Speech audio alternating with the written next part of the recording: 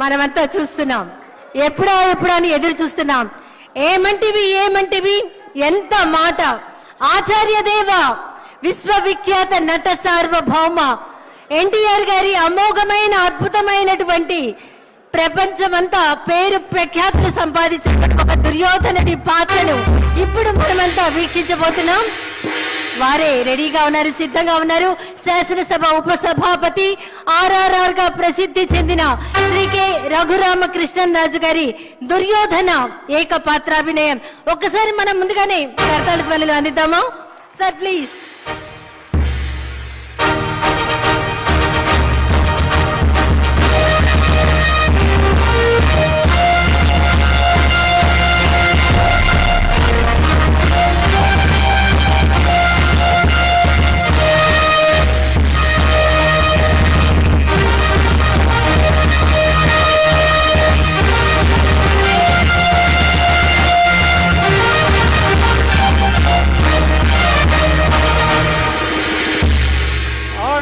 ఆచార్య దేవా ఏమంటివి జాతి నెపమన సోత శుద్ధులకిందు నిలువ అర్హత లేదందువా.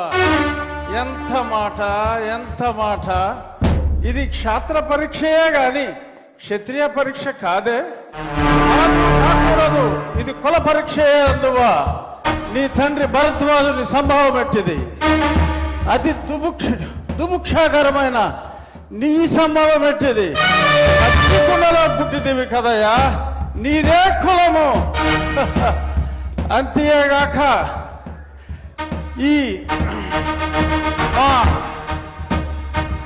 కుల గురువైన వశిష్ఠుడు దేవకీ వేషయకు వరసి పుత్రుడు కాడా, ఆయనదే కులము. ఆయన పంచమజాతి కన్యకు అరుంధతి యందు శక్తిని, ఆ శక్తి చండాగల యందు పరాశరుని, ఆ పరాశరుని పల్లె పడుతైన మత్స్యగంధి యందు మా తాత వ్యాసుని, ఆ వ్యాసుడు విధవరాండ్లైన మా పితామహి అంబికతో, నా తండ్రిని పితామహి అంబాలికతో, నా పినతండ్రి పాండురాజును, మా ఇంటి దాసితో ధర్మ నిర్మాణ సరుడని మీ అందరితో కీర్తించబడుతున్న ఈ విదురదేవుని కనలేదా? నాతో చెప్పిందేమయ్యా. బట్టి చక్రబీజ ప్రాధాన్యములతో సంకరమైన మా గురువంశము ఏనాడో కులహీనమైనది.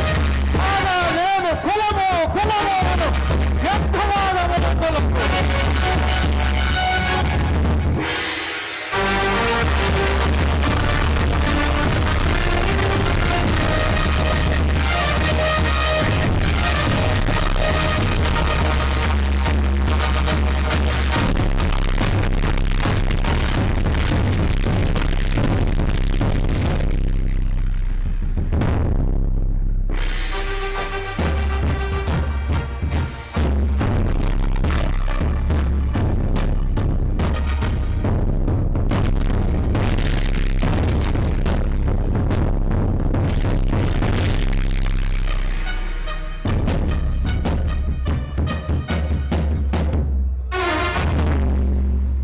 తెలుగుదనాన్ని అద్భుతమైనటువంటి డైలాగుల్లో దుర్యోధనుడి పాత్రలో ఏకపాత్రాభినయం చేసినటువంటి మన శాసనసభ ఉపసభాపతి RRR శ్రీ కె రఘురామకృష్ణన్ రాజు గారికి ఒక్కసారి గట్టిగా కర్తాల ధ్వనులు అందిద్దాం. అభినందనలు సార్.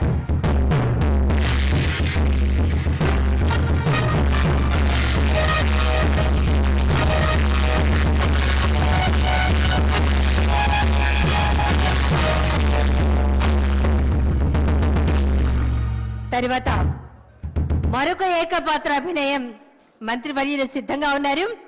పల్నాటి వీరుడిగా బాలుడిగా పేరు పొందిన బ్రహ్మన్న కుమారుడిగా